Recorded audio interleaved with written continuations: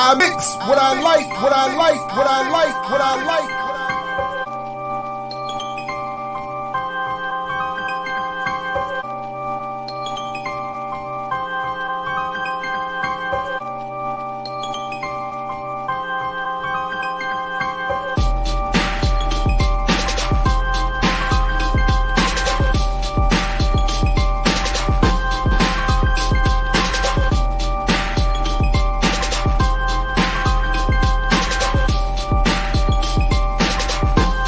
I mix what I like, what I like, what I like, what I like. Hey, what's up, world? Welcome to another edition of I Mix What I Like right here on Black Power Media. Again, I'm Jared Ball. Very, very happy to be back as your host for some of this good boom bap breakfast. Definitely off the break, do all the things you know you're supposed to do. Get some folks to join you, retweet, get all of this, put the show in your timelines all over, do all of the things. And greetings, everybody here live, everybody who's going to see and hear this later on all your favorite podcast platforms. Greetings and peace to you as well. Salam, right on, my written voice. A lot of folks already here. Peace, Ricky, peace, Christopher, Leah. It's always good to see you all. Soon enough, Dr. Grayman-Simpson is going to rejoin us. She gave me some homework that I did not complete, so I'm gonna have to tell her that off the top. So she's gonna have to fill in a whole bunch of the gaps. And as I said, she has dragged me way out of my comfort zone on this one. At least with some of what I did for the homework. So I'm looking forward to that. And then there are a number of other things that I'd like to get to, and depending on the time and you know how everything goes, and maybe because I'm late with this one. I've been wanting to do this not by myself, another special edition of Not by Myself, and haven't had the time outside of the show. Maybe we can work it in today with all of you. It's you know, anyway. But so in just a moment before I bring our guest up again, I just want to remind everybody or let some of you know that, first of all, thanks again to everybody helping us get over that 15,000 subscriber threshold, and let's continue to build and grow there. Please also now go to blackpowermedia.org and get some of your merch. The shop is up. So you can get your mugs and your t-shirts and the hoodies and the what's nots and all of that good stuff. So please do that and support the show in that way as well, and rock your good BPM stuff. What else? Oh, Howard University settled, right? So it looks like the faculty, it wasn't completed, but the story did break that they are at least back to work and going to discuss. So we'll hopefully get some updates on that as well at some point. But I'm definitely I hope the faculty get everything that they want, including those pay raises and the ability to get on the healthcare system or the healthcare plan, even as adjuncts, who are teaching so many courses. So good for them. And shout out to all unionized workforces, and even shout out to those of us who are prevented by law from unionization. That's deep. I don't know how we got there, but anyway, who walked that back? Anyway, but we're going to come back to some related stuff as well to that later on in the show. But without further ado, let's bring back. She is the world-renowned counseling psychologist out of Goucher College. Her link to her full work and bio is in the show description already. She is, as I said, up the road from me at Goucher College, and this course is Dr. Nyasha Grayman. Cracking up, world renowned from up the road where Craig and them live. That's the right. counseling psychologist, Dr. Nyasha Grayman. That's right. I love it. I love it. That's it. Yeah, I For love up the road, but world renowned. That's how it is. it. That's what it is. What's up, fam? I am very interested. So, as I said just before, I think you popped on. I did not complete my homework assignment, so I need to start off and apologize. And the Ooh, dog ate it. The what? internet went out. Mm. What else do students tell me? Uh, I got sick. I'm sure. Whatever. Something happened. Oh, that is funny. One thing my But I did students start it. to have had Dr. Grayman, and the memo is out. Oh, do her work. And she's real easy breezy if you do her work. I know. You don't do her work, I you get a know. problem. But that's all right. I think we can still have a discussion about the concepts because Absolutely. they're concepts that I think about all the time. So the homework assignment that Jared was given that he did not complete class was an interview with Dr. Now, I heard the interview. Oh, you did? So then you completed the assignment. But you sent like 4 or 5 things. Oh, those were questions for us to discuss. No, but I mean, but you said like several links. There was like no. I said we were just going to focus on. Oh, you sure did. Yes. Okay, so I'm listen to? I'm sorry? Is that the interview you listened to? Oh, yeah. That was the interview. Well, I listened to the Pray With Our Feet podcast. That's the one. Yeah. Okay, then I'm good. Then I think I'm ready. Yes, all right, you're prepared. Look at that. I mean, I was just saying, I thought I just hadn't done it all, but if I, there we go. Yeah, there we go. Right. I originally said Jared like a bunch of links, and then realizing I was doing too much, I said, well, let's just focus on this for Friday. Oh, okay. Mm-hmm. All right.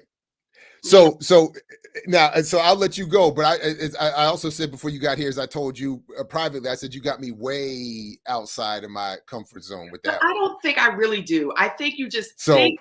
I think the initial, pray with our feet and anything that relates to Christianity. I know.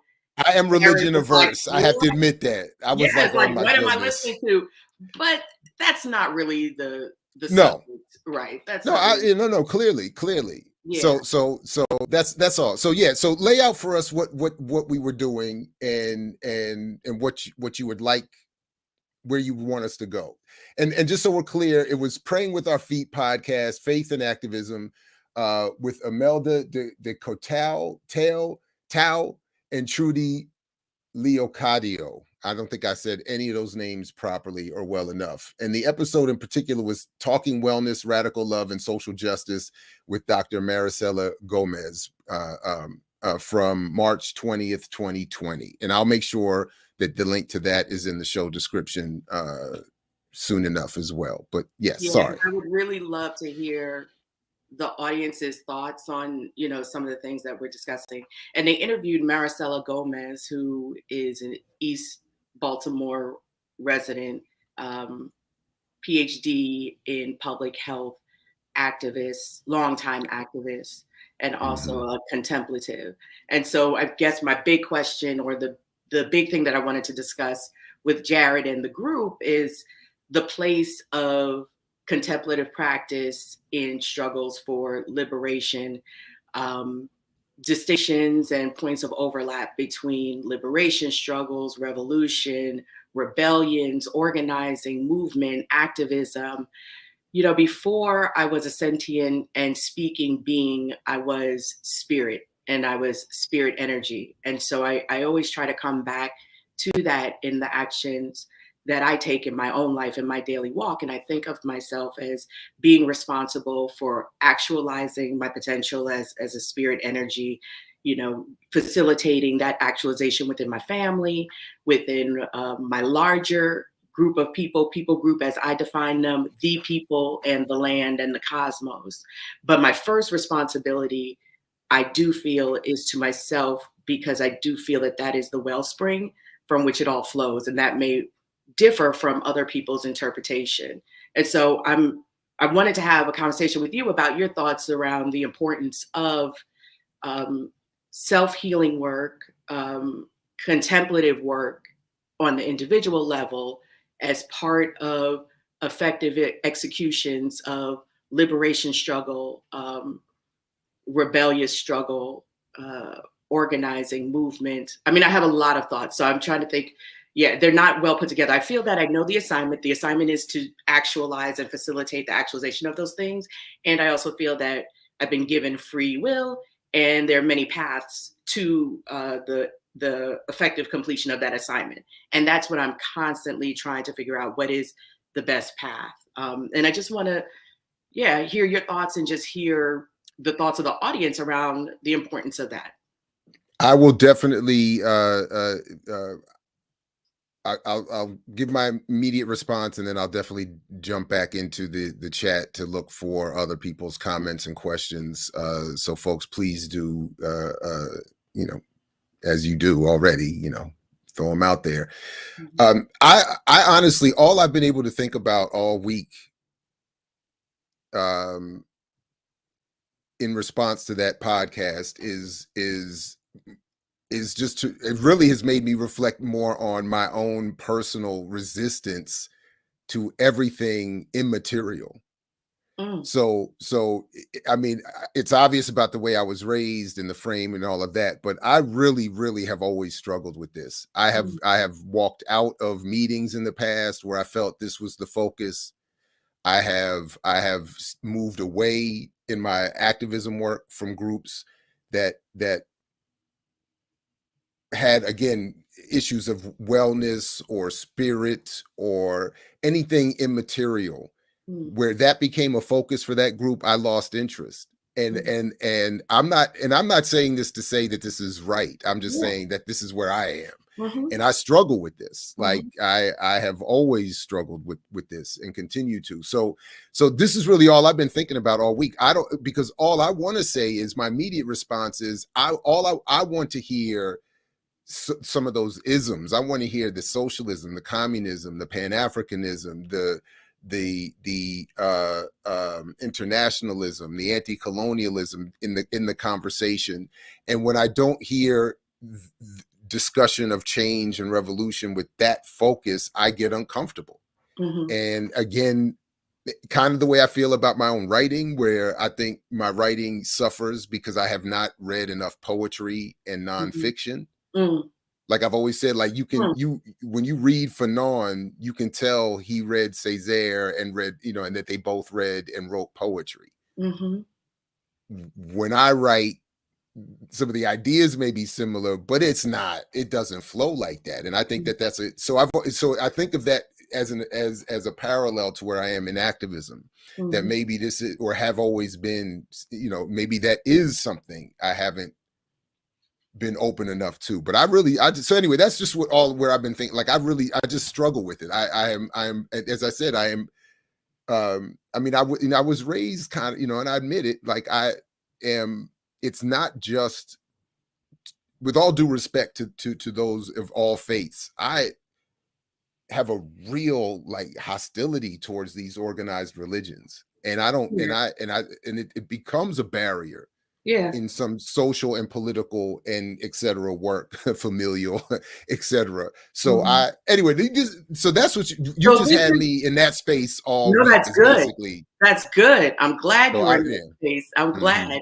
because I'm going to juxtapose your space to my space, which is I get equally uncomfortable in spaces where there's no discussion right of spirit. And I'm wondering though, when you say that, have you found that the spaces are either or? Have you never Mine been are spaces where there was both? Mine are. Because that's just been the tendency. The spaces I've occupied politically don't engage. It's been the very cliche Malcolm X-ish, all of that gets left at the door. And then we go in here and we do political work. Yeah, I can't do that at all. Because here's the thing. Yeah. Put faith and religion aside, because I want to decouple religion, religious dogma, organized religion from spirituality, and even spirituality, if that's, you know, too aversive, energy. I mean, the fact is that you are an energetic biological being. That's fact. That's fact. It is. You radiate vibrations. We have technology that we've designed, think ultrasound, to actually go over your body and create images of what is going on in your internal body system based on the vibrations your internal organs and your body are emanating. This is fact. So the idea of being able to leave that at the door, I don't understand that. Mm-hmm. I don't understand that. Like, not I don't understand that. I don't believe it. It's not true. The people who are going, it's not true. It's not true. The people who go into those spaces and start speaking, first of all, the moment they start thinking, they start emanating vibrations. They speak, they emanate vibrations. Those vibrations are happening together, energetically, biologically. I won't say forget, because I never forget spirit, but put spirit, faith, religion aside. I don't understand, and I cannot be in spaces where that is not understood and not acknowledged, because I find those spaces to be oftentimes reckless and toxic.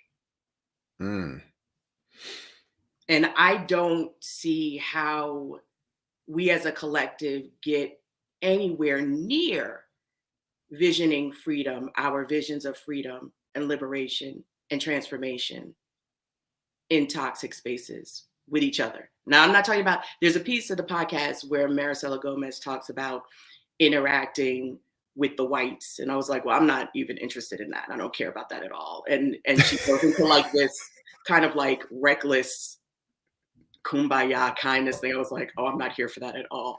I'm here for all Definitely. for all the Right. smoke. Like, I was like, that's another thing we're going to talk about, is about the role of anger and rage or what have you. I was like, nah, those folks get the smoke. They deserve the smoke. The smoke is intentional. It's strategic. I'm not here for that at all. And maybe that's a commentary on my own limited evolution. I love it. I'm not even striving to grow. Yeah. But yeah, so I said a mouthful, but yeah, what do you have to say to me saying, no, you are a biological, energetic being that radiates electricity and vibration, period, full stop. I get it. Like, I can, I get it, but honestly, my initial reaction immediately is, what does this have to do, or how does this translate into inspired militant political behavior?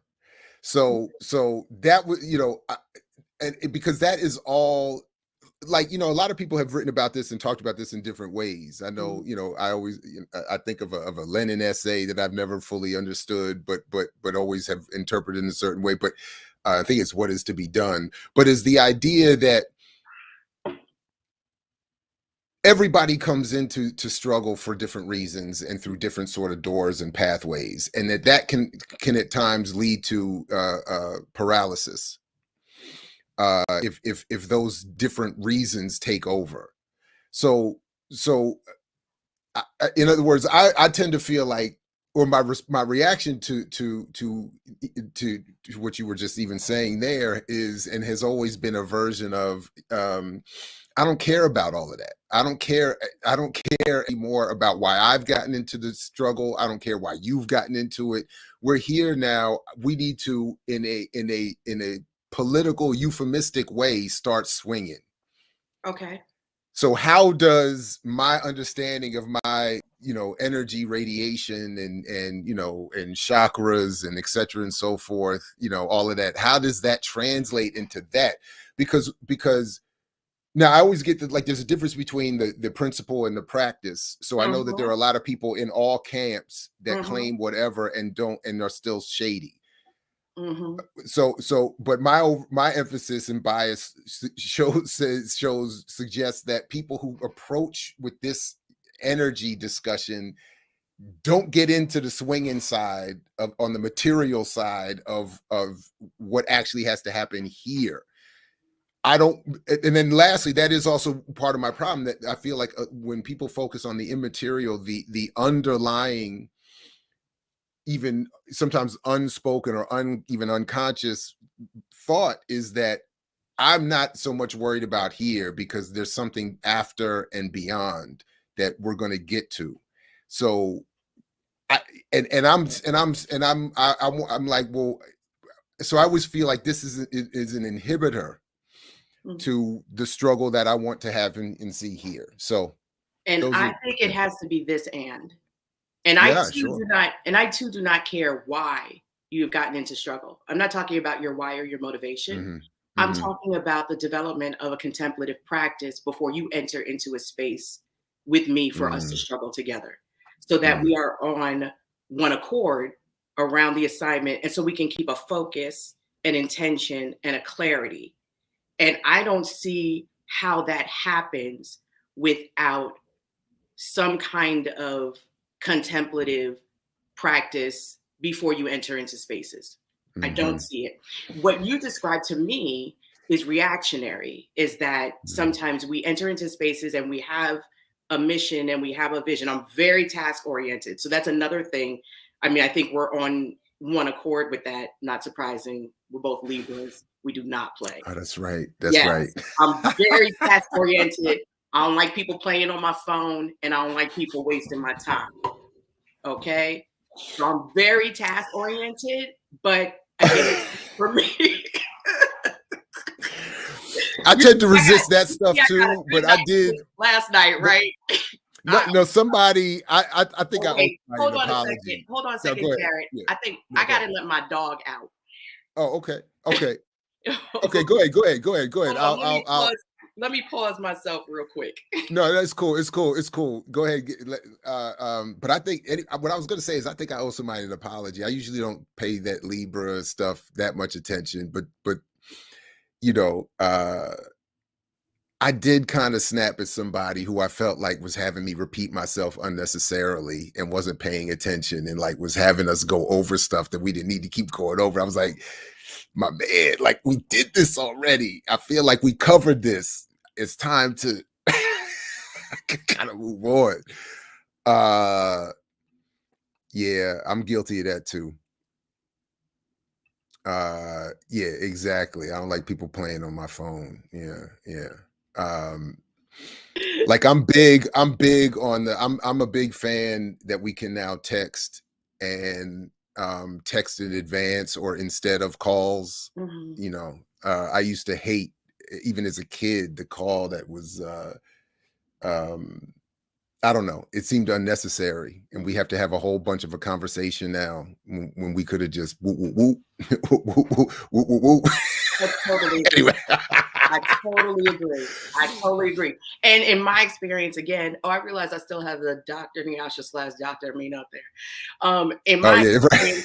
In my experience, again, we waste a lot of time and we don't move like it, we don't check off like the things we need to do in part Mhm, because people have not done their work, I think. Like I said, in mhm, terms of that contemplative work, like get focused, be clear about why you're here, be clear about what we're doing so we can be on one accord, one vibration, and we don't have to spend a lot of time responding and sussing through, kind of your unhealed trauma and the work that you didn't do. And I just feel like it shows up a lot in those spaces. And that's why, and I think you need both. so what I do feel, and I see some folks in the chat making reference to something similar.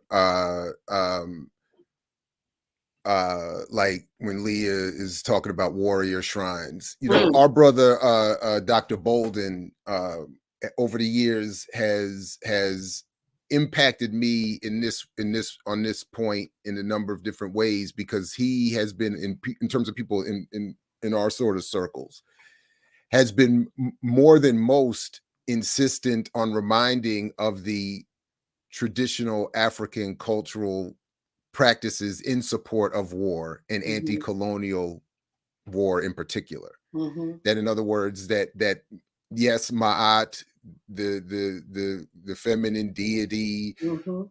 who is balanced and truth, also has a warrior component as That's right. well that a lot of people leave out. And that's sort of the part. So when he started putting me more onto that, Mhm.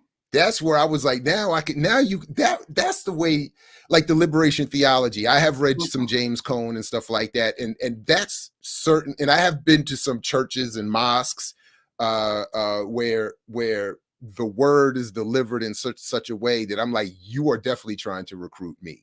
Mhm. Like I Mhm. because it has that Nat Turner Mhm. approach to the scripture That's right. that That's a contemplative practice, right? okay. For me, it on this in the States, what we now call the States. I thought of Nat Turner as the prototypical contemplative warrior. Mm. Yes, Yeah. yes, But to your point about where uh now Maricela Gomez, is that that was her name, right? I can't remember. yes. Yeah. But to the point where she ends up sort of going with the, as you said, the whites. That's where I'm like, I'm not here for that at all. I mean, right. So there's a place for it. You know, people have their different ministries. Some people, bridge building is their ministry. That is not my ministry. I'm not here for it at all. but so that's where I agree. But that's where I don't know. It's my bias. It's definitely my bias because that's where I feel like Most as of soon that as that energy started to happen, I was resides. like, see, there they go. See, Right. that's why they lose me. Yes. Like there was one group I remember in the early 2000s. I showed up at this to check out this organization in DC, and the conversation at in the meeting was okay politically, but at the end of the meeting they had us all hold hands Mm-mm, and mm. start to do like, like I can't remember what it, but I was like, that's it. I Yeah. was that was all it took, and I would That's so and I funny. was I'm out. like that too. I feel you on that. I'm like that. I don't like. Yeah, I'm like. Yeah, I was like, even as you said, I'm like, ooh, I don't like that. I now this, you know what? But it's curious because in part, I wonder if this is my Western individualization, socialization bias, where I'm like, do that work on your own, then come in, focus, and let's get to work. Like I'm like, ooh, is that like some kind of rehash of that? But I mean, that's part of it. And part of it is like, I have trust issues. Like, I don't know you like that. And also, back to the issue of energy, like, I'm not just locking arms with you at this meeting. I don't know anything about your, and I don't like it. I think it's creepy.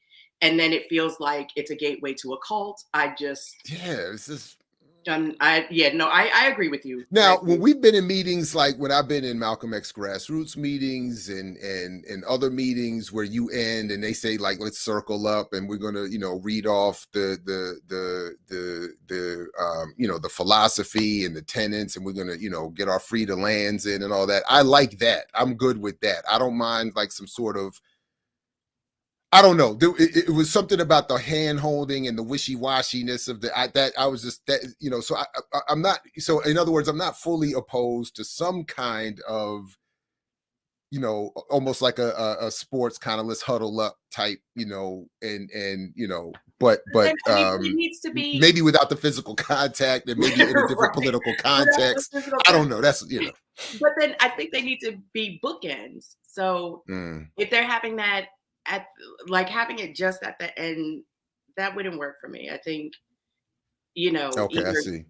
yeah, you need to have But something at the beginning and the end, an opening and a closing. okay, but when you ask in I think this is question 3, to what extent do people agree that collective action, movement, organizing, liberation spaces occupied by individuals not actively engaged in personal healing and wellness are doomed to fail? Yes. Clearly that's a question with an answer to me for me from me. So Yeah. because when I read that, so again to push back against myself, so to Mhm. speak, I was like, yeah, I feel like there does need to be some conscious, intentional focus on elements of wellness and healing. Um, even as I struggle with it initially. So could you tell? What I wanted to ask you is, can you share a little bit about how you see wellness and healing showing up in organized political spaces and playing a positive role in aiding that work, or maybe just how do you answer your question there? I mean, for myself, and again, I'll acknowledge on the front end that this may be, you know, an example of my own kind of Western bias. But for myself, I like to work on that work outside of the task work. And maybe that's because I'm very task oriented and I probably compartmentalize a little bit. Mhm. But I would like to know that people are working on that work outside before we get together for business. I do think business needs to be about business, but working outside with, you know, with other collectives. I'm uh, I'm uncomfortable with everything being mixed in together. Like the place where you're doing the business work is also the place where you're doing the healing work, which again, I was like, I feel like this is probably very much a manifestation of my socialization in this Western context because I don't like that. So it's like I like communalism in theory, but when people actually start talking about we're gonna, you know, do this together, we're gonna do this together because this is what community means and this is the way, I get very uncomfortable. I want you to I want to disentangle those energy spaces a little bit. I want you to do your work outside and then come into the space um, having engaged in some of that work. I don't want you to depend Mhm. on me both for the business work and the healing work and the closure work. That's where I am. So So is that then saying that and not I don't know, maybe to put too much of a negative spin on the term, but is then the healing and the wellness, you're saying more of an individual process? And It's then by not the time you individual. uh-huh. I just would I just would do it with a different collective Mm, because I am, you know, I think that goes back to I'm very task oriented and I like I said, I think it's probably very much about, you know, my formal education, socialization. I do a lot of compartmentalizing first and then synthesizing. And so I do think there is a synthesis space, but first I like to take care of like the different compartments. So still in collective, but just not the same collective that I'm doing business work with. mm. Yeah, I still think the healing work has to be done in collective. Just So but if you're if there's one organization, for instance, mhm. are you so then perhaps that even as an organization, or are you saying that this doesn't work for you either? That in one moment the collective could be focused on the healing and the wellness, and then in another moment that same collective that same organization could be focused on I, it whatever the work is. that could work for me if, in addition to that, people were doing their individual collective work outside of the collective. I don't like it Mhm. all in one place. I don't like all eggs in one basket. I think it eventually has a tendency to lead to some real abuses of like power and some real funky dynamics. Hmm. Hmm. Okay.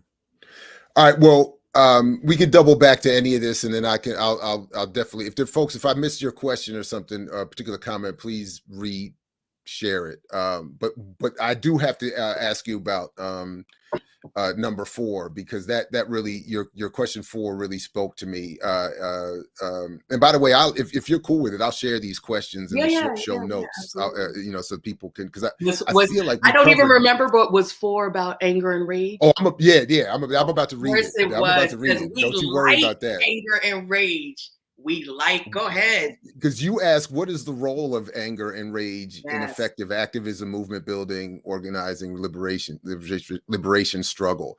Mm. I have always felt that anger is an underrated emotion. Agreed.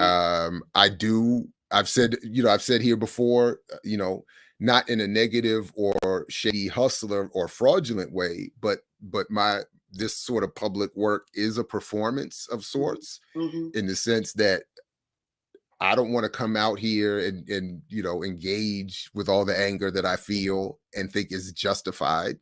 Mhm. Um, and I don't want to just stay in a permanent state of being enraged, although Mhm. I feel like I am. So Mhm. in many ways, I love it.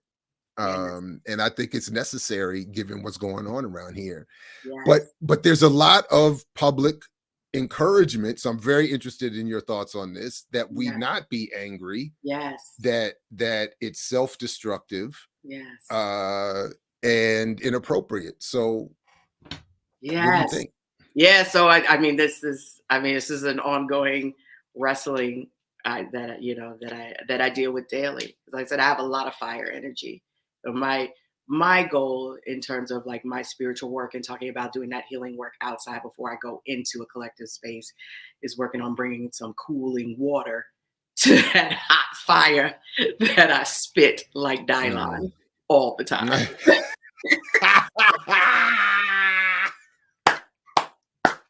Dylan, Dylan, Dylan, Dylan. Dylan. That hot fire. I spit hot fire. But I have been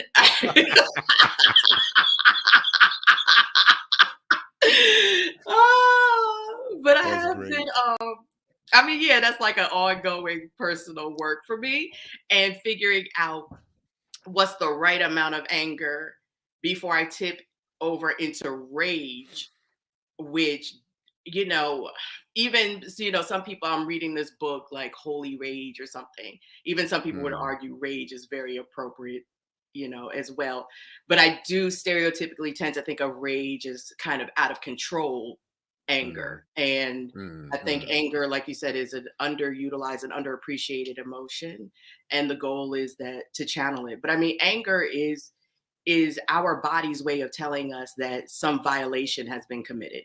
So it's very Mm, important. It is very important. It lets you know that a boundary has been breached, a violation has been committed, and that action is requested and required of you. The goal mm, is again for I think for it to be strategic and focused. And for me, again, this is where the contemplative practice comes in, so that I can channel the anger in a efficient, effective, productive, strategic way, rather than letting it become a reactionary spillover rage experience. I think it's extremely important, but I do think again, you have to work on that work outside to cultivate a harnessing of that energy. And I think when you're not doing that work, that's another thing that comes into these spaces and just spills out, and people are very toxic and abusive because they just haven't done that work, or they're not engaged in mm. that work ongoing. Well,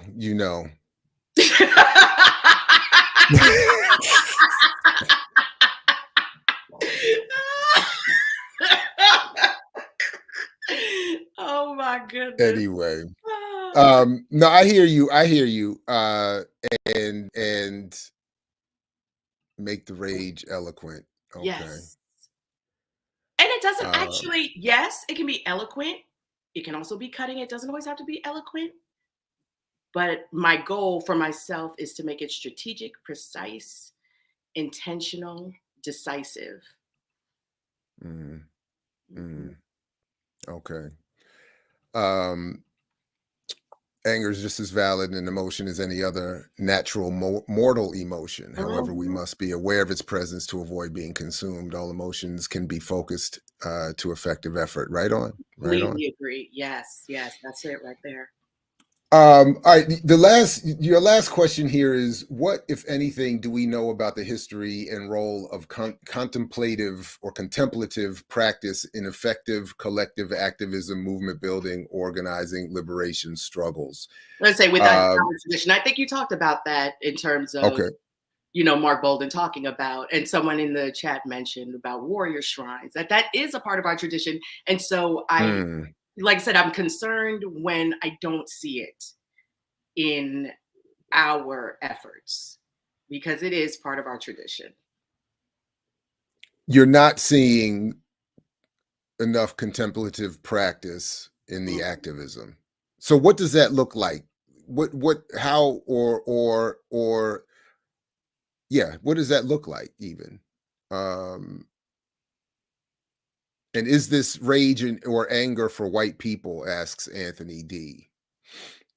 Um, the anger, the anger, which is about a violation, is for, I like the way Dr. Yannick said this in an interview, is for them. And them can be many different groups of people, but Mm, it's any collective that is seeking to suppress our actualization, our freedom, our liberation.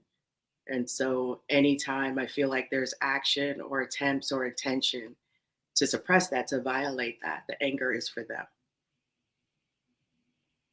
mm, mm. I mean, the whites are habitual line steppers, so there's a lot of anger for them for sure. But they aren't the only them. Yeah, and I got, man, oh man, this is definitely a moment where I wish I could be more publicly not autobiographical, but more publicly personal sharing, because there's something happened. I just can't do it. But the whites around here are habitually, they are line stepping again. Mhm. It's what they do. Black liberals too. I'm with you on that. Indeed. I'm That's with why you I on said that. them can I be think anybody. Hmm. I think I might be more. I think there are definitely days. I don't know about in general. There are definitely days where I am more angry at Black conservatives and liberals than whites and Indeed. even white supremacists. Like Hmm. they're just as Brother Kaba says, that's just white people, white peopling. Hmm. But this Black liberalism Hmm. is, and that's why I love it. Like when we talk about, examples of for me at least, appropriate religiosity, when Dr. King, I mean, that was his, he was constant at the end of his life. Like Yeah. the Black bourgeoisie is a problem. Yes. And I've been confronting the whites for a minute, but the Black Hmm. bourgeoisie is a problem. It is. And I think, my goodness, yeah. But so I have a healthy bit of anger at them too. And Hmm. you know what else? I also have I'm find myself more and more angry at the school parent drop off pickup line. Like folks, What? like, how you just gonna skip the line and then drop your child off while blocking the rest of traffic? Like, who are you? Who the hell are you? And I'm like, but I was not expecting that, because we're talking structurally big structures, political collectives. He's like, and that school drop off line. and the Black bourgeoisie show up there in a minute with their BMWs and Audis cutting the line, and just like their kid is so special. And but if I say something, then I'm the problem. There's something wrong with your boy. Like like, and oh my god. Anyway, like I Yes, think so that's a real issue. but them is any line stepper. Them is any line Mm. stepper. Any entity, energy, intentionality to block us, you know, becoming what we are intended to be. Listen, I get, pushing for change. I'm with you. I get it. There is the ability to intellectualize why an individual or a group is behaving as they are. And then there is the inability, at least on my part at times, to accept it. Yes. So I get it.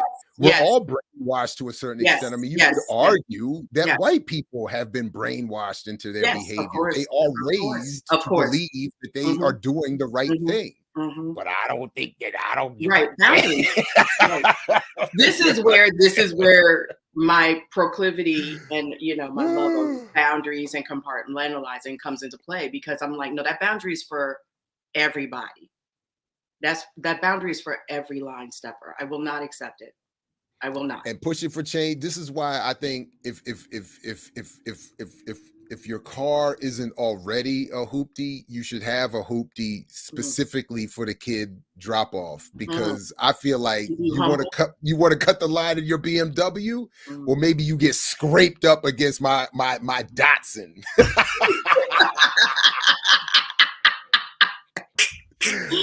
I don't mind another dent on the Datsun, you know what I'm saying? But I bet you mind another scratch on that Audi. Anyway, I can't stand it. Yeah, that's terrible. You're right. I did drag us all the way. I did. So listen, I don't know exactly what your time Though, by the way, was. let's acknowledge the fact that you're in a school drop-off line already shows your bourgeoisie. Oh yeah, I mean, we already know. I'm in these tree-lined streets. I'm in these tree-lined streets. Suburban, like yeah, exactly. That's it. And Ricky got it right. There goes my cola. That civil lawsuit. You know. Although I do have free legal defense in this family, so I'm good on the legal fees will be taken care of. I'm good on that side. But yeah. Anyway. So anyway, I don't know what your exactly what your time frame is this morning, but if we are headed towards the 9 o'clock close, okay, then I want to make sure let's recap anything, or if anybody has any remaining questions or comments that you would like Dr. Amina today over here to respond to, please jump in there, but go ahead and formulate any last, or I don't know, thoughts or comments, or that you might want to start, I don't know, or recap anything. Let me go back. Not just that I appreciate the space to, kind of talk this through a little bit with you. Like I said, this is an ongoing internal and collective dialogue that I have, with myself and with others. So yeah, I just appreciate helping to think it through. And what I want to see is more this and. I hear you. Right on. And I do think we need, I mean, we do need some radical healing or in wellness for sure.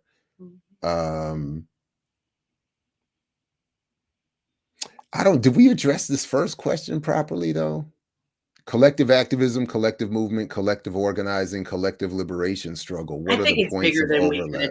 We could address in this. Okay, all right. I'm just checking. Yeah, it was just kind of a broad conceptual question about distinctions and points of intersection between movement versus not versus, but movement, organizing, activism, rebellion, revolution, and just what are we talking about when we talk about those different things? Because in that particular podcast episode, Maricela Gomez was speaking very specifically to movement and movement spaces. And I think a lot of the popular discourse or mainstream discourse that I see when people are talking about the contemplative work and activist work, they're using the language very much of movement. And I'm just wondering what people's thoughts are specifically about the use of the language movement versus liberation struggle, or, just are we talking about different things, and what are we signaling or trying to signal with the language that we're using to talk about the work that we do or the actions we take.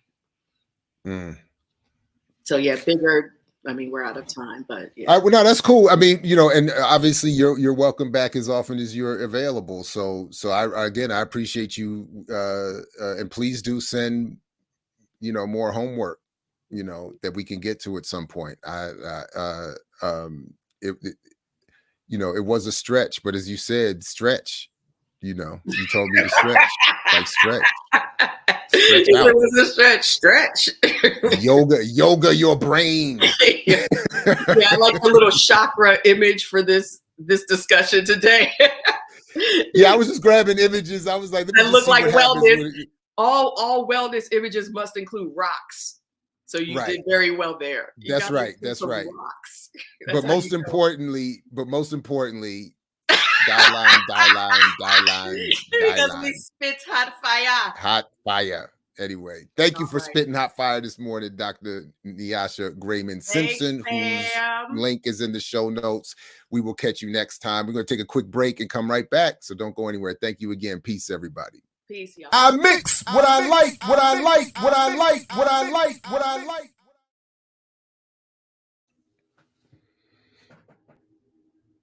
Hey, big shout out to Dr. Nyasha Grayman-Simpson. Please do check out her work.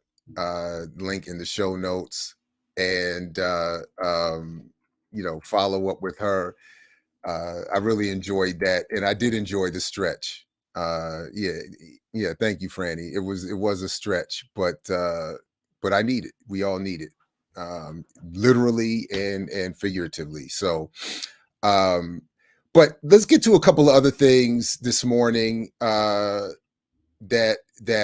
one, again, let me remind everybody again, please do go to blackpowermedia.org and get yourself some merch, some BPM merch. I know I got my coffee mug on the way, and I'm about to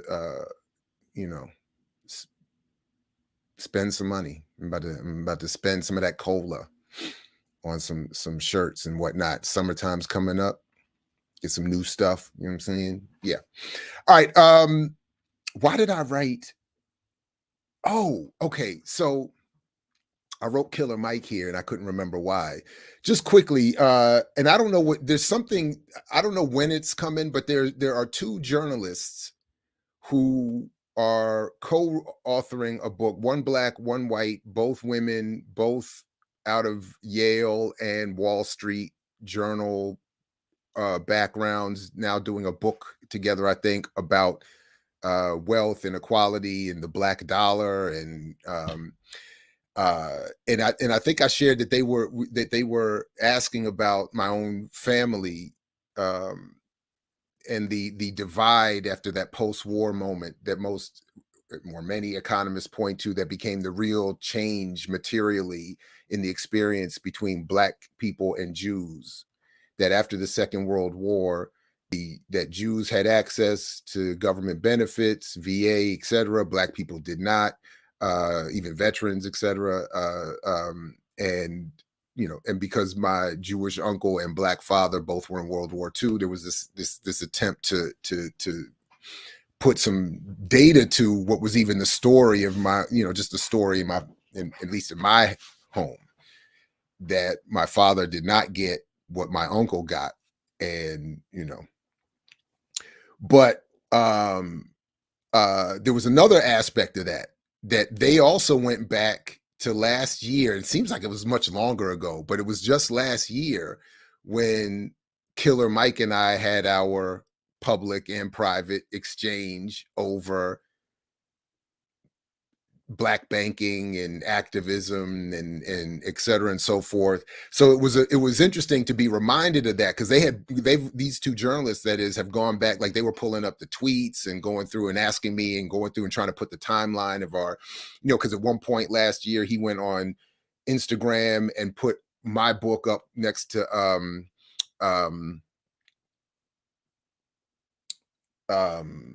what's his name? Now I can't remember his name. Thomas Sowell's disciple, one of his disciples. By the way, I'm gonna be on with Brother Ramiro this weekend talking about Thomas Sowell, unmasking imperialism. That will be Sunday. Yeah, this Sunday at 1 p.m. Eastern.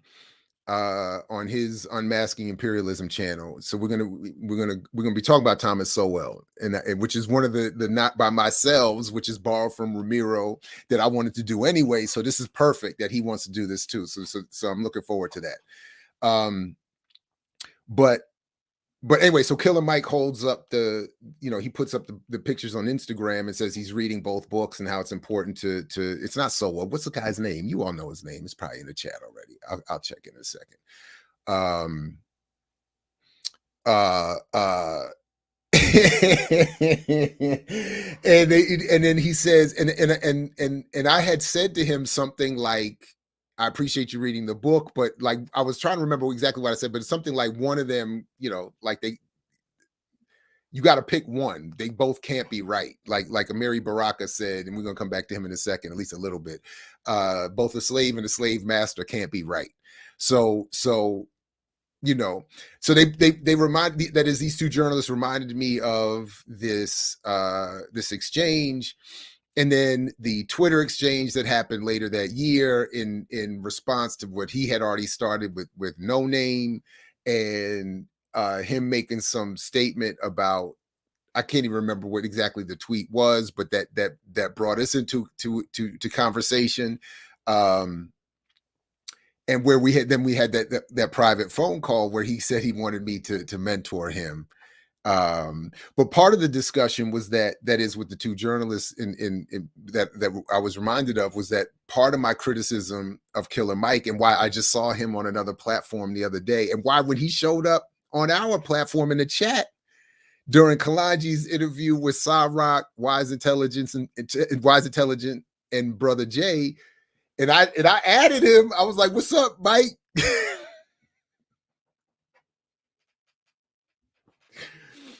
Like, what happened, man? Like, anyway, but he didn't, just say hello, just to say hello. But he didn't, he didn't respond. But what I had gotten wrong in memory was that I had said to the two journalists in our discussion that, remember, Mike had claimed that with the Greenwood Bank initiative, because they asked me what do I think about that, and I said, well, remember, he claimed that he was doing something good for Black people, da da da. But as but as I said to him on our off-air phone call, you're coming out of the Andy Young tree. I'm coming out of, if we're using that context, the Dr. King tree, where, as we just highlighted again in this recent book, Prophet of Discontent, by Jared Loggins and Andrew Douglas. Jared Loggins and I, by the way, are unofficially linked in the Save the Name Jared campaign from the Subway dude, Jared Kushner, and probably in the Diamond store. So I don't know if Loggins is aware of this, but he and I are comrades in that struggle as well. But anyways, I was saying to Mike, even before this book came out, and it was perfect that when I saw the book, because again, as we talked about more in depth a couple weeks ago, it's reminded we're reminded very clearly of how Dr. King said to Andy Young, "I'm a capitalist and you're not," and that's where we differ, and that's what I was trying to say to Killer Mike. You're coming at it with the Andy Young style, claiming to be Dr. King, and then you've brought in J.P. Morgan to be the 40 million to the 43 million that you've raised, with 3 million coming from the actor Jesse Williamson.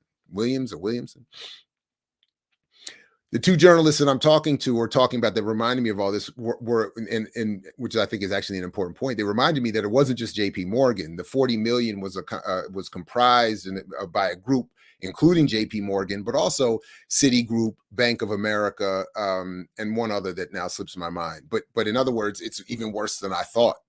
That Andy Young had brought. He didn't just bring one monster; he brought all the monsters in to this black banking initiative that is being touted as this black black capitalism, black bourgeoisie. So it was interesting. That's why I put that in there, apparently. All right. So that was that. I just wanted to point that out. I'm looking forward to this book coming out, and yeah, anyway, I'm looking forward to what they and I'm always a little curious how my own contributions end up showing up. All right, so that was that. The other thing I wanted to do, there's a couple of criticisms that, because I do read the comments as they come into our YouTube channel across the board. One, I am fascinated just in trying to follow the patterns of our audience here, and do subscribe, like, share, join, invite, tell a friend, like your doctor says. The Neely Fuller, the classic, and I only had one. I could only get one of the two that we did with Neely Fuller. Dr. Haight and Dr. Burrows, I think, was involved with that. I posted that one of them to the channel, and it is very, like, people really like. There's an audience for that, apparently. Like, folks really are watching that, which I thought was, of all the things that we post, that would get so much attention is I'm a little surprised by that. I'm not going to front, but it is a little bit of a rarer thing, perhaps. That is a discussion with Neely Fuller. All right, there was one criticism. Okay, so one criticism that I got from the video we did on Ketanji Brown Jackson, where we said we talked about her standing with Lockheed Martin against Black workers. Got one comment here, from Olaroon67, says, okay, so a Black judge who lost against her in this case says she's bad for one case. Oh, because we were reading the statement from Judge Clement, who was saying that he didn't think Biden should select her. But where's the critique of Judge Clement's argument in the case he lost? Did you ever think he didn't give her enough to award positively? I get tired of Black women not perfect, so she's not. I get tired of Black woman not perfect, so she's not good. You'd prefer another Clarence Thomas? I don't hear a serious critique here, just an anti-Black woman who's not radical. There's not one radical or progressive Black judge that would make it through confirmation, and you know it. So what's the real criticism? They'll never appoint someone who we really want. Get over it and stop this anti-Black female energy.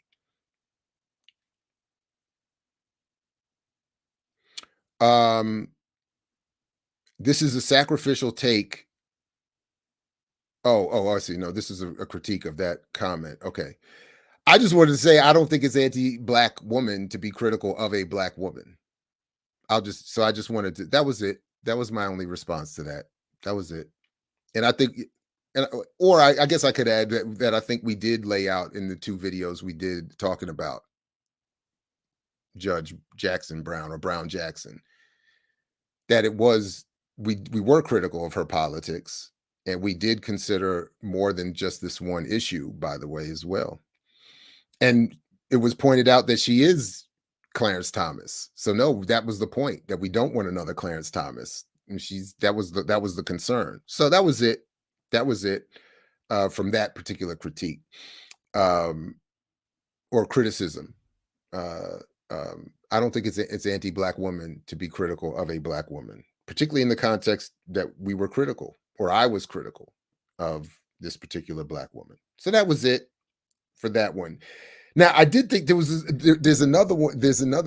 I did want to, so on Instagram, I'm always fascinated by what gets, and then in a minute we're gonna get to, anyway, we got a couple of things left to get to. We'll come back to that.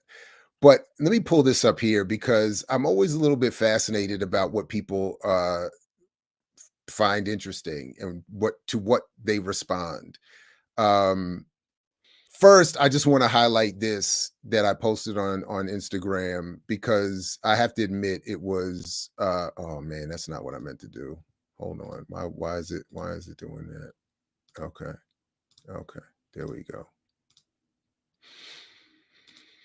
So I had given an assignment.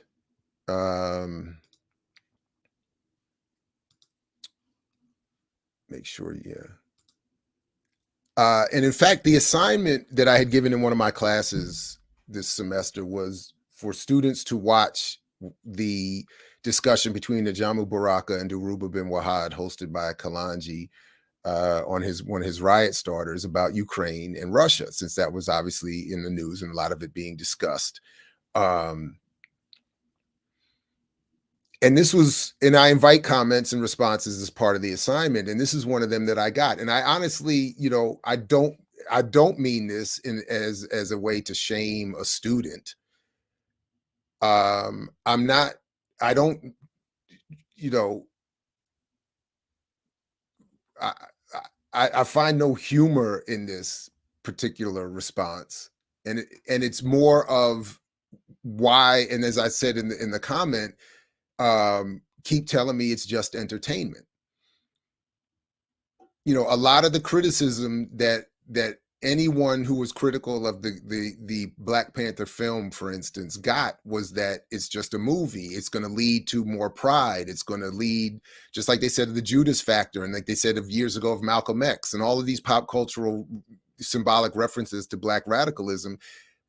People, critics of me at least, or people who disagree with me, keep telling me it's going to do something to the overall good.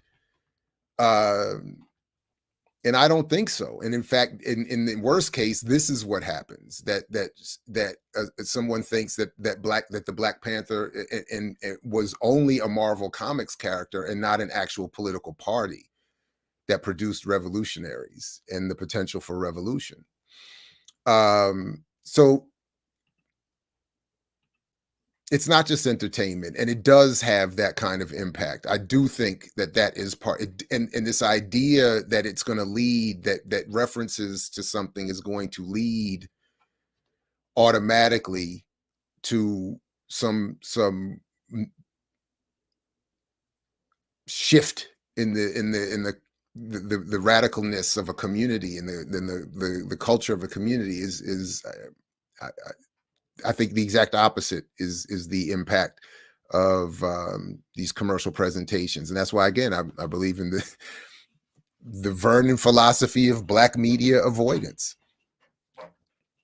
No oppressed group should be looking for themselves to be positively or appropriately reflected in any of this stuff, and we should look very critically at it, even when we like it, especially when we like it. So this other thing, so I just, because it came up in a private conversation, and I just sort of threw it out there again. This is actually this is maybe my favorite of my own little personal, I don't know, sayings. And I think it works, but I'm very interested. So I'm always talking about it just as a starting point. You can't be in the context that we find ourselves in particular, you cannot be rich, famous, and radical simultaneously. And I'm fascinated at the responses. Like, this really, so most of the stuff, honestly, most of the stuff I post doesn't get a lot of attention.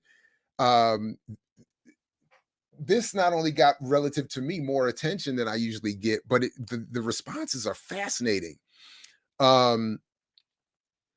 Including from my man Troy Nkrumah. We go at least, back some years, virtually, at least, through the hip hop activist world.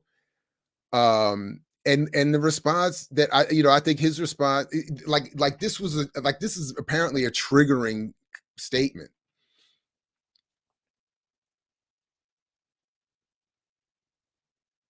So like Troy, and shout out to Troy Nkrumah, has done a lot of, very good work.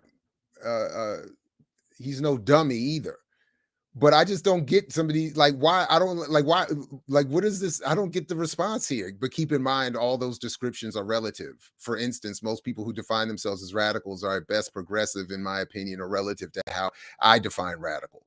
So I guess the question is really relative to what, as opposed to defined as what. I could argue Trump is all three of those things. Because my initial response to him was like, because what is the order? He said you can be all three. You just have to redefine what it means to be rich in this world. If you define it as financially wealthy, then no, you cannot be all three. But that is a very limited definition of rich. But so again, so I'm like, so yeah, I obviously this is just a quick, semi satirical, vague summary of my approach to understanding or interpreting our world, right? And obviously, anything can be redefined in any way you want. But I would think that without, given that I'm the one saying it, Troy is no, like Troy, my politics a little bit over the years. I mean, in what other way would I be meaning this? So clearly, I mean wealth as in wealth defined in this, as is intended to be defined. And rich is it's as it's intended to be defined in this society. That's what I mean. And obviously I don't mean Trump is a radical. Somebody says, so then there were some interesting, so someone asked Paul Robeson, would Paul Robeson do it? And then I said, indeed, I guess well, keep thinking the ordering is, why does it, I never understand the ordering here. So someone said Paul Robeson, and my initial response was, somebody just wrote angles.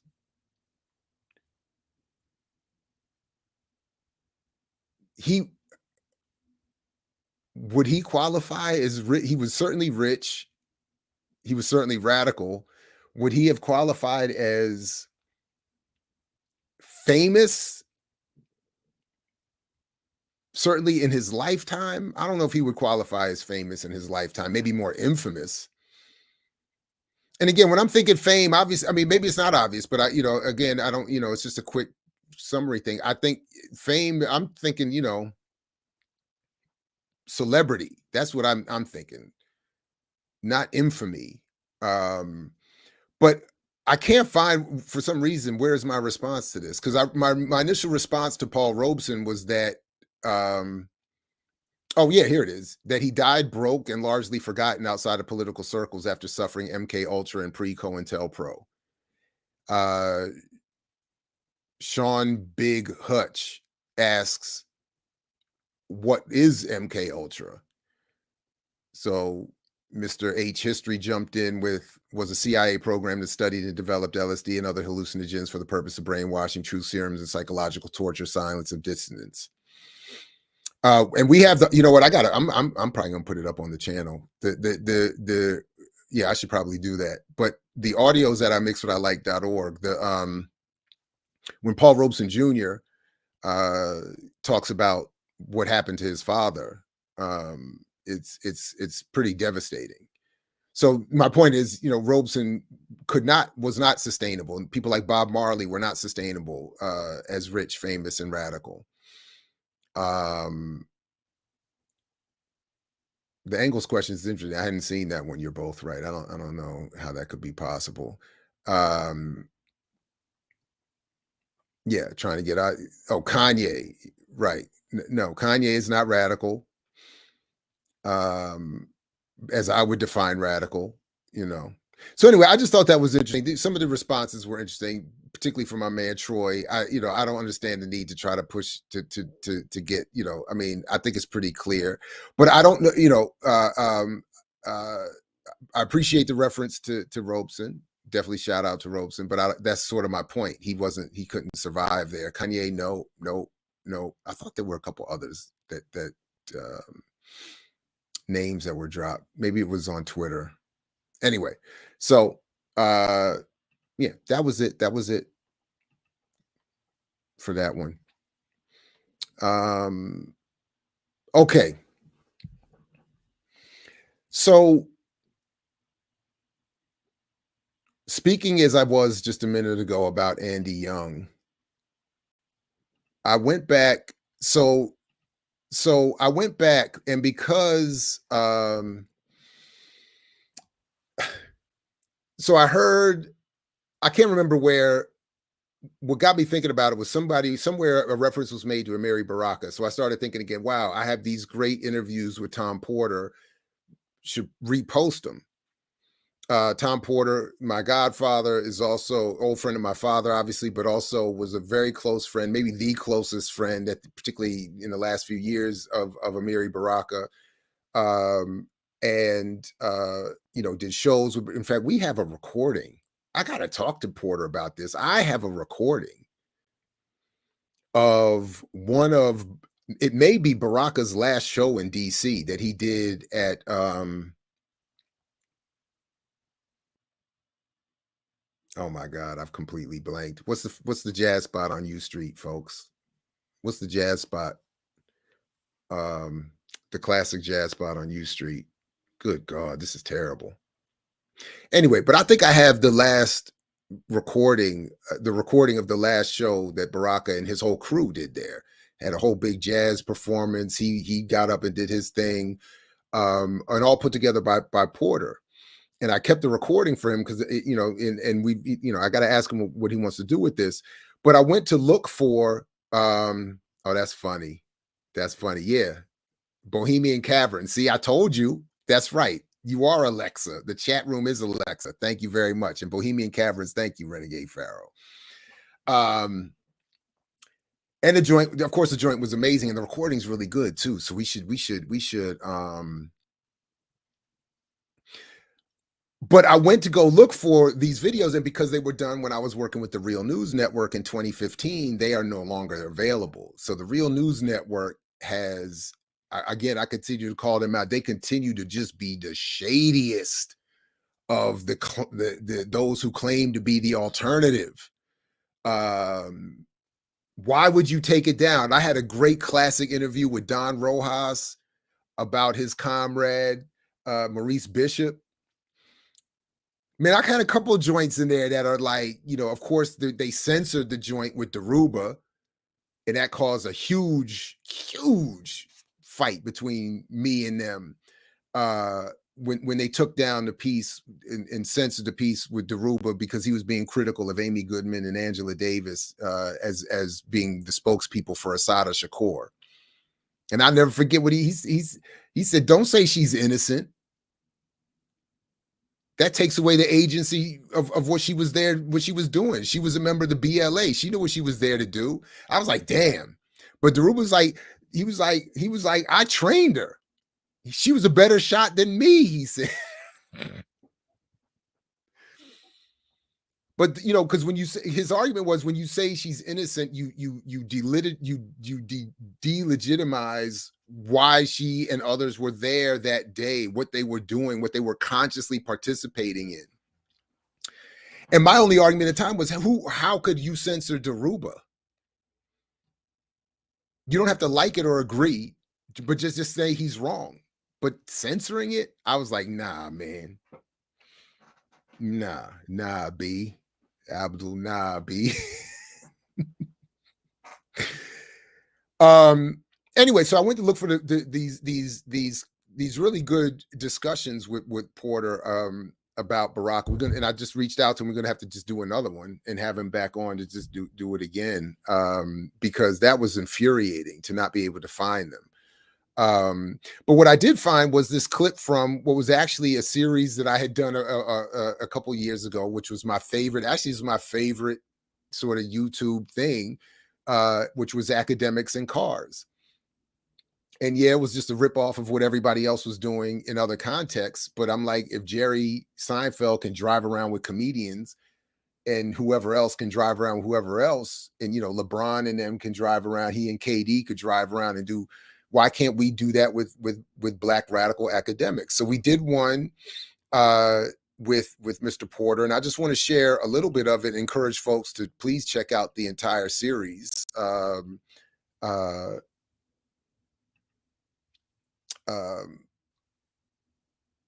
But I just want to play this a little bit of this, because first here he's talking about Andy Young, with whom he worked when he ran the King Center. And I'll make sure the link gets in the show notes, of course. But the entire playlist of Academics and Cars is still there. But here he's talking about a little bit about Andy Young, and then I'm going to play an excerpt where he talks a little bit about the role of art and Baraka specifically. But let's just get to it. Young is saying something about King, and no, Young is saying anything that anybody that mentions the word organization is a person that doesn't know what they're doing. Andy Young, was is not a very bright person. Stanley Levinson once said to me, not something I heard, that Andy Young said he never read Marx because he thought if he read it, he might believe it. But he also said that Annie Young's wife was much smarter than he was, which was true. Which is often the case. Yeah, but you know, From all of us. Stanley Levinson, you know, the whole King thing and what went down and the period at which Mrs. King, because I was there for a very, very short time. After a while, I just left, you know, because it didn't make any sense. But this notion of my wanting to be in control and what have you, anybody that knows me, that even when I have authorization to sign checks, and it's usually in a situation like at the radio station or at the King Center when there's more than one uh, person who can sign. It usually takes two signatures. In terms of the King Center, was Christina Martin's sister and Coretta and myself. I never sign checks when I don't know where the money's coming from or where it's going. I'm on record for saying that. Whether it was at WPFW, what have you, I'll put my name on anything. All right, so that was just that little bit there. I thought was funny that for all this talk that I was having, last year with Killer Mike about his coming out of the Andy Young tree. You know, that's what folks really thought of Andy Young, or think of Andy Young, beyond just his undying support for capitalism. Anyway, so by the way, I went back and watched this whole conversation. I love talking to Tom Porter, man. You talk about you talk about people who been around and done, been around, did everything, know everybody, seen everything, whatever. I mean, and just,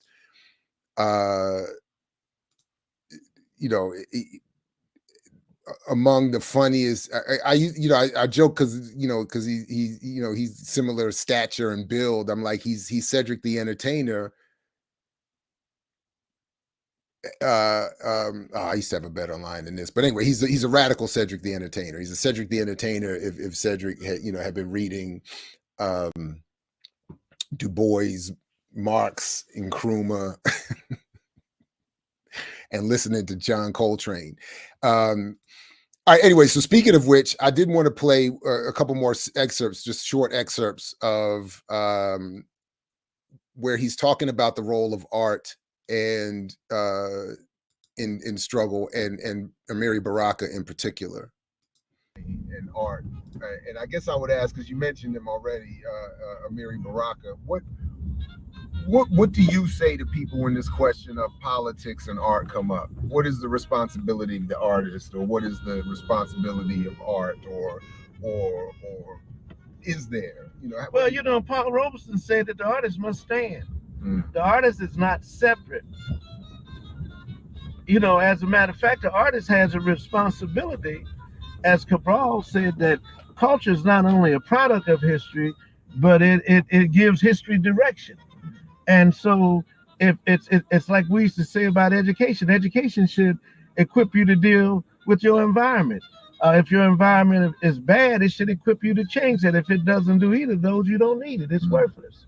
And so culture that separates itself from the struggle, and they worked hard to do that. And they did it with all forms of African culture. They turned reggae into dance hall, hip hop into gangster rap, jazz into smooth jazz. You want to hear that people tell all the time, that Coltrane is too deep. I can't understand. I can't read Fanon. I don't know what he's talking about. So then, you get your wine cooler and listen to the latest version, of smooth jazz. Do you like any of this generation's folks, Gregory Porter and yeah, Glasper and them? Do you like? Do you?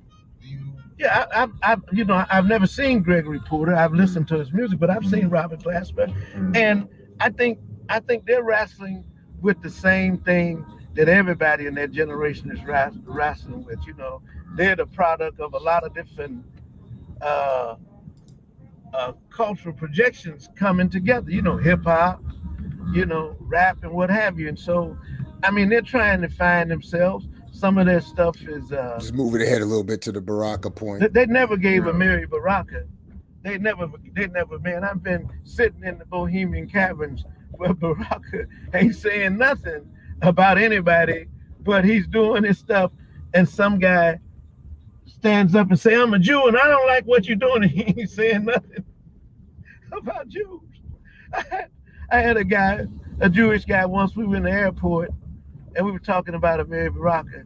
He just, oh man, he just went off. Said he wouldn't even attend his daughter's wedding. You know, his daughter's mother was Jewish, and he had given his daughter away. I mean, you know, he was the accusation was that Baraka had not attended. He gave his daughter away. I mean, one thing about Amiri Baraka, he was a tremendous, honest guy, and he was a humanist. Mm-hmm. He could. I mean, he was a humanist, you know. And the beautiful thing about this cat is that he said to me once, he said, I try and learn something new every day. But he understood the world literature. He understood America. Right. And he was, in my mind, and I've said this before, one of the top intellectuals in the last half of the 20th century. He may have been near the top. And that, you know, and the world knew that. He was welcome all over the world, except here. Except here. That's right. You notice that a lot, actually, with a lot of artists and intellectuals. They have an audience overseas that they. Anyway, that was just a little excerpt. Please do go check out. I'll put the link in the show notes, but the whole playlist is on the BPM channel. There's, I think, 13 episodes, and I would love to get back to it. I appreciate some of the comments, supporting that series. I loved it. It was a lot of fun. I would love to be able to get back to it and build it out even. Like I had some ideas for, maybe investing a little bit and really building it out. But I don't know when we can get back to that. I'm not comfortable being with other people in the car yet. I don't know. So we'll have to see about all of that. But anyway, so I just wanted, but mostly I just wanted to air some of that because I'm speaking, going back to the discussion we had with Dr. Grayman-Simpson. I'm infuriated that the Real News Network, that I put myself in a position to not make sure that the work I did there would be preserved. I'm more mad at myself because the Real News is just as Kaba says, white peopling. But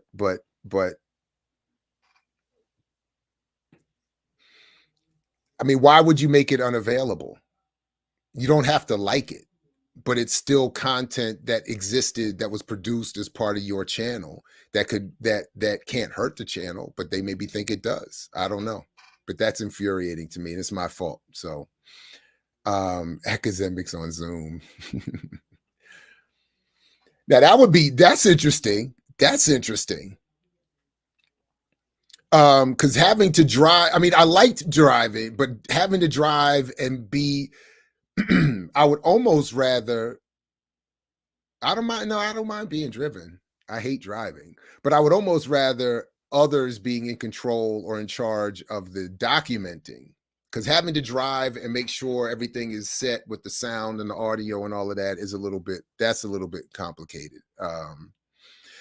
All right, so there was one other story that that was brought to my attention by one of my students during a class last week. I had missed an announcement, and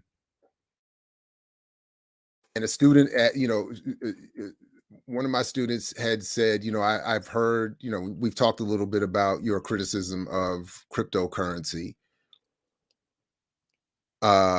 Brother Ramiro, I can't wait. So everybody, once again, Sunday at 1:00, we're because of this brother here, I wanted to initiate the Not By Myself segment. That is, it is not safe to imbibe certain media by ourselves. We should be doing these as collectives for sustenance, to sustain, to maintain, to make our way through. So one of them I had actually been wanting to do. We did it a couple of weeks ago on the show, because I was going to do it separately, but I think we just did it live during one of the shows.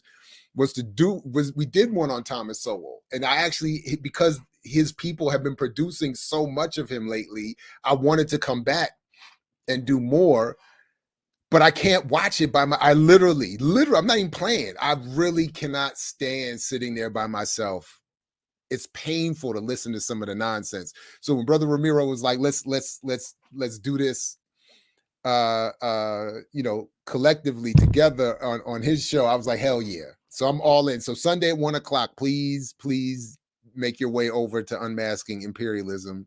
Just in general, the channel is fantastic, but join us, for that. Can't do it alone. So, but check this out though. So, and then I'll come back. If you have any comments or questions or thoughts or anything for me and us, I'll get back to it in a second. But it was announced last week at Morgan State University that there will be, actually, I guess it was yesterday. Okay, so or it's today and next week, or it was yesterday and next week. A build your own NFT with Hyperledger symposium. And one of my students asked, she said, I saw that they were doing this because it was announced. I just didn't pay attention to the email appropriately. And, I was asked, what do I think? And I think, I gave, my professional and honest answer that I think that the institution is not a revolutionary institution, and it does a number of things that I actually do like. There are things that Morgan State does that I like, but it also engages in a lot of things that I don't. And part of it is a matter of it being an institution in the university infrastructure of the country. It is overly, it wants, see, this is where I always struggle, because I'm tempted to say it has to and is forced to compete in the academic marketplace for students, for finance, for fundraising, etc. But I always struggle with that because, yes, HBCUs are relatively underfunded and undersupported and et cetera, et cetera, et cetera. But kind of just like what I always feel in general, if we use honestly more collectively what we actually have, we can do more than we're currently doing. So it's not to say we should accept the inequality, but it is to say that the inequality is only responsible for so much of the refusal to share what it does exist. So in other words, if Morgan State as an institution redistributed its resources more equitably along the lines as I might and others might see it, I think that relative inequality could be better managed and maintained. In other words, we wouldn't have to engage in certain things like this, or like supporting AFRICOM or the military industrial complex in a variety of different ways, as this has often been the case with the university. I don't think we would need to do all of that if we said, maybe I don't need to make $500,000 a year. Maybe we don't need, I don't know how many exactly, people making $200,000 and up $1,000 a year.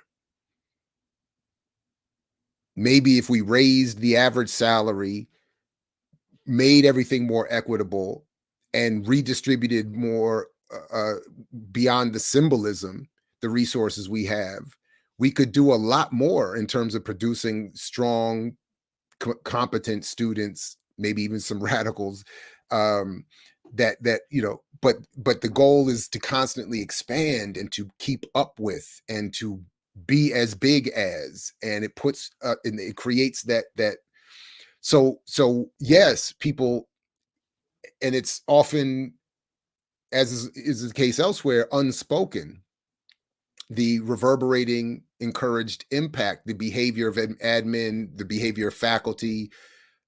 Nobody necessarily has to tell you to do this, that, or the third, but you're encouraged, sort of, sometimes directly, but often just sort of vaguely in the ether, so to speak, to go get money. And then to do that, you gotta, have meetings with and sit with and consider and do things that might be antithetical to your,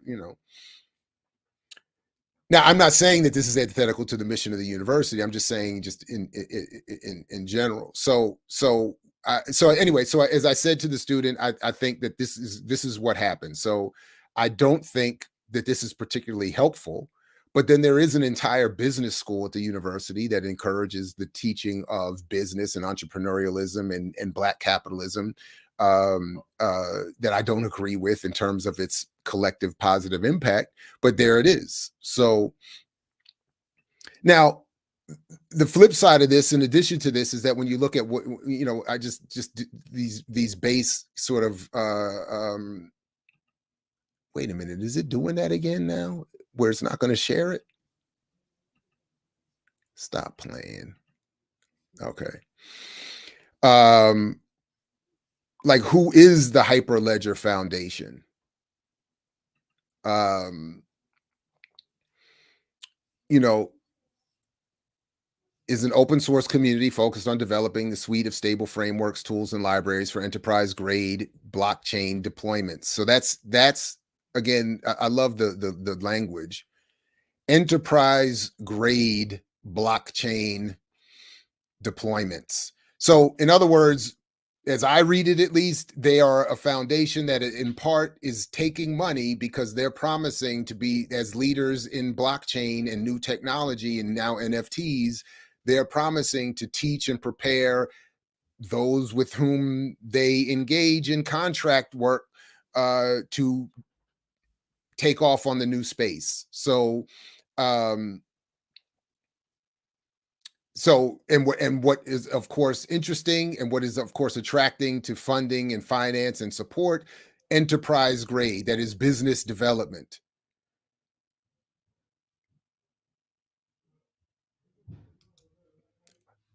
It is a global collaboration hosted by the Linux Foundation and includes the leaders in finance, banking, Internet of Things, supply chains, manufacturing, and technology.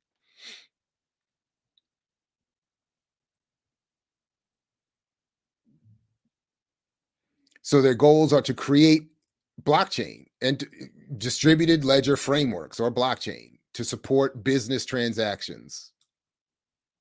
So it's in terms of Morgan State, it's another Black entrepreneurial, Black business agreement, relationship that promises funding to the poor, you know, urban community. And then this, you know, this is who it is. Their members, you know, Fujitsu, Consensus, I mean, IBM, Hitachi, American Express, you know, Blockforce. I don't know what that is, but you know, China System, CVS, Cognizant, T-Mobile, FedEx, Huawei.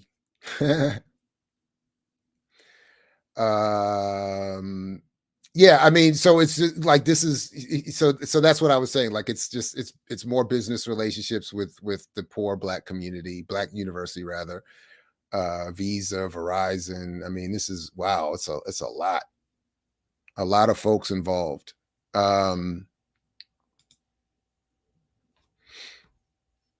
With the promise that once Black people know how to engage with blockchain, and this is again that the same old argument, then Black people can become entrepreneurs and become free and equal.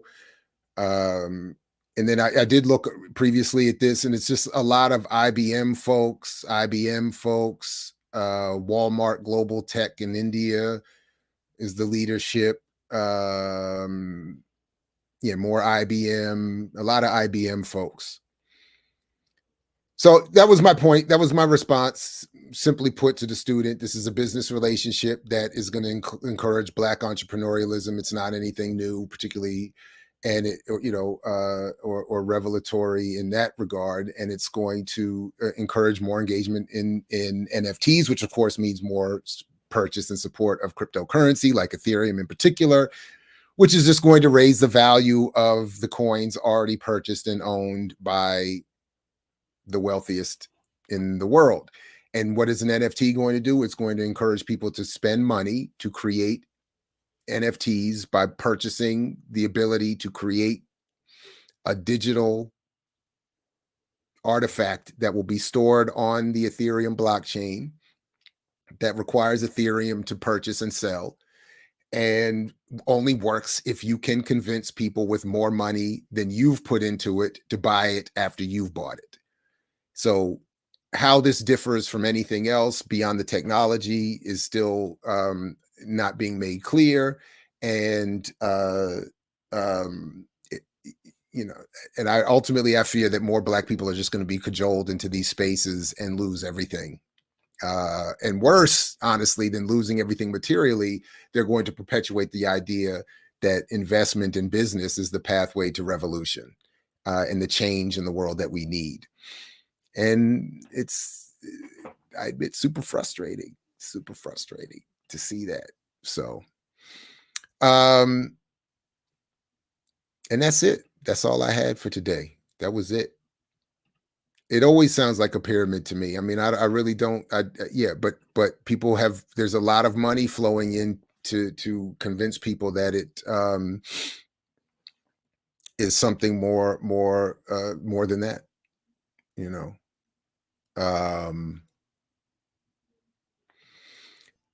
Contract enforcement, but I'm always losing into the contracts. So contract enforcement means that I don't know. I would assume that means that they would lead the probably the legal charge to destroy your finances until you paid up.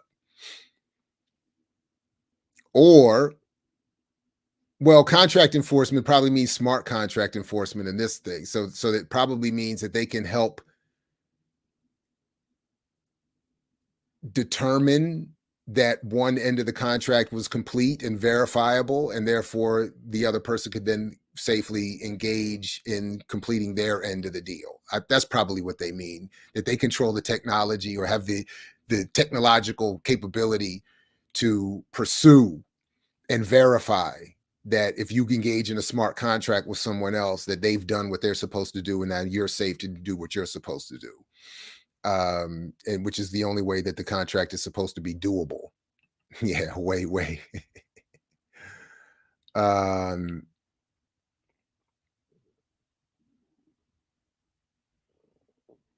Wait, what? Just went to pick up a student, notice the teacher in a makeshift Ukraine. Oh, wow.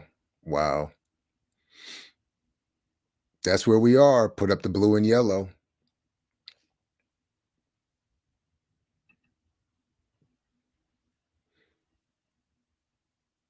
No, I'm not surprised at what the collegiate system does to impressionable young adults. I just struggle with it. I mean, it's yeah, I struggle with it.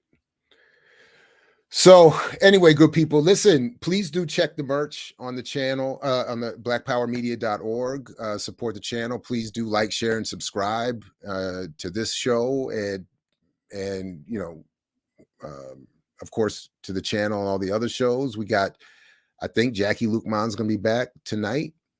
Of course, Kim Brown has Burn It Down on her channel. Warrior Class tomorrow at 1 o'clock, Sunday evening. Yeah. Would you agree that if begging for participation from powers would do something socially practical, like erase student debt or build infrastructure, and actually it would be more appetizing? Yeah, I mean, you know, I think a lot of different things can be done and should be done. And if if I understand the question, if a liberal approach would erase student debt and build infrastructure in the country, I would support that. I don't have a problem with that, especially if it was engaged by people. So this came up, by the way, somebody on Twitter critiqued, I probably should have brought this up early when I was doing the criticism responses. Somebody on Twitter brought up a criticism to the conversation that Netfa and I had a couple of weeks ago about reanalyzing Black capitalism, looking at Huey Newton's revised thoughts on Black capitalism. And somebody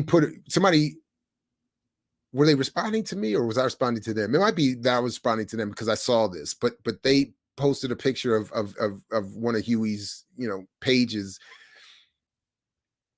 basically saying we need to revisit. And I responded by saying, as we said in our discussion, that the part that people miss, I think, when they read that piece or don't emphasize, is that Huey is clear that if you're engaging Black capitalism as an already organized Black radical unit or whatever, then there are possible potential minor positives that, as he describes, are survival programs.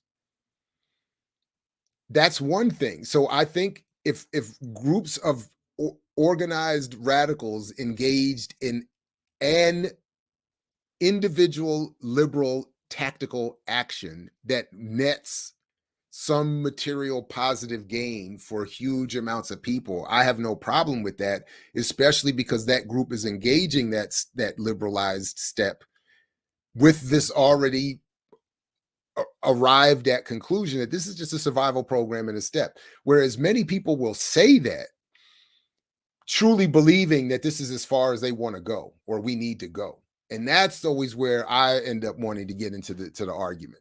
So I'm with you. Like, yeah, if begging Biden got, and I'm being biased here, selfish here, if begging Biden got student loan debt erased, I'm all for it.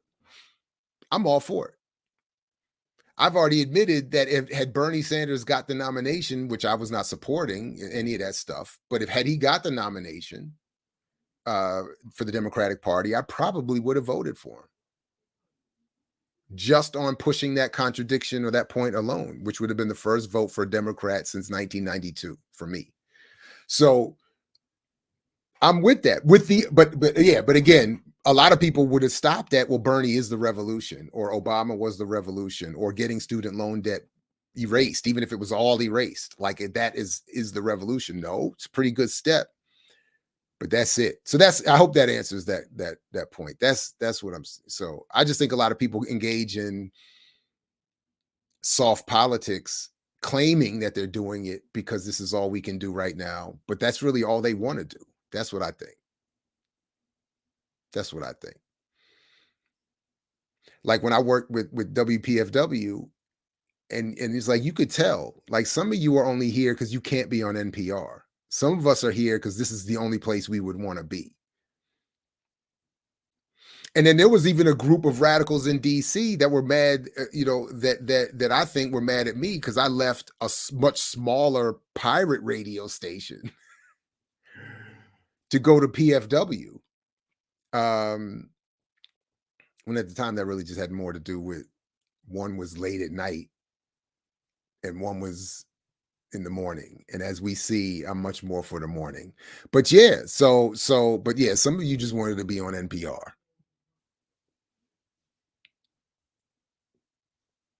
So, all right, good people, please do support everything. You know what to do. You already know. You're the smartest audience in these YouTube streets. So you already know what we need done. So please go out and do it. Help us continue to grow. Projects are coming, and I admit just a little frustrated, just a little slow in getting some of the details, but there are projects coming. We just have to be a little patient. In fact, I've been doing some research on and looking at, because I'm still learning how these YouTube streets work. And a lot of and I just watched the video that reminded that even the biggest channels, like Mr. Beast, who I've never watched 1 second of, but I hear about all the time.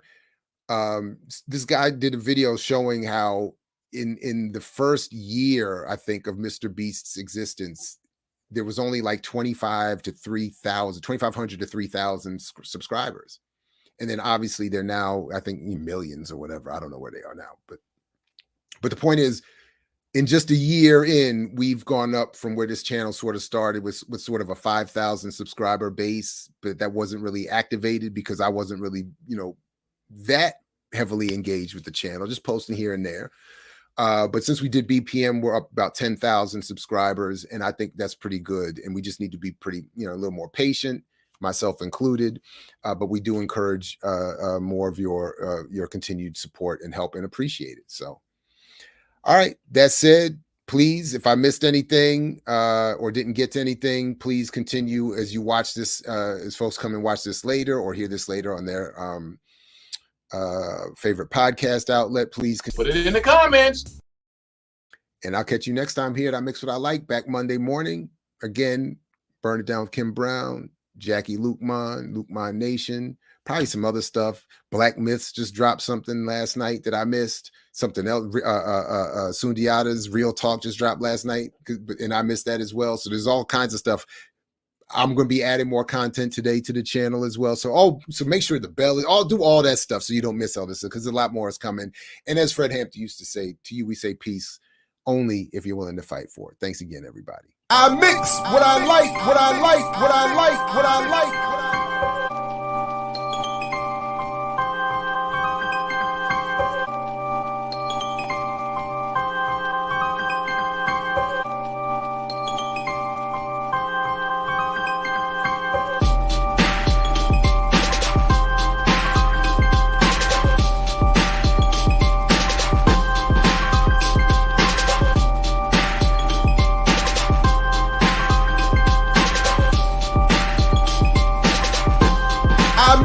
What I like, what I like, what I like.